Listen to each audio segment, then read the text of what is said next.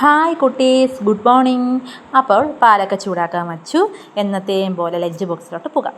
ആദ്യം ചൂട് ചോറും പിന്നെ തക്കാളി ഇട്ട പുളിശ്ശേരിയുമാണ്. തക്കാളി ഇട്ട പുളിശ്ശേരി, പിന്നെ കുറച്ച് നെത്തോലി ഉണ്ടായിരുന്നു, അതും മാങ്ങയോടെ ഇട്ട് ഒരു നെത്തോലി മീൻകറി ഇട്ട് നല്ല അപാര ടേസ്റ്റാണ്.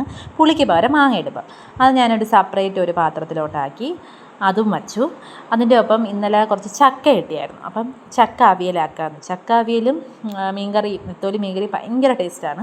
അപ്പം ചക്ക അവിയലും മീൻകറി അതുമാക്കി. പിന്നെ ഇന്നലെ കുറച്ച് ചൂര ഇരിപ്പുണ്ടായിരുന്നു, അതൊന്ന് ഫ്രൈ ചെയ്ത് മോനും കൊടുക്കാമല്ലോ.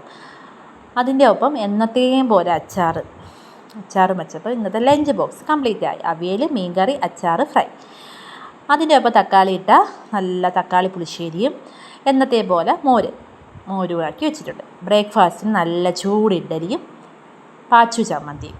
അപ്പോൾ ബ്രേക്ക്ഫാസ്റ്റുമായി. എന്നിട്ട് ഞാൻ എന്നത്തെ പോലെ കോഫി എടുത്ത് റെസ്റ്റ് എടുത്തിട്ട് നാളെ കാണാം.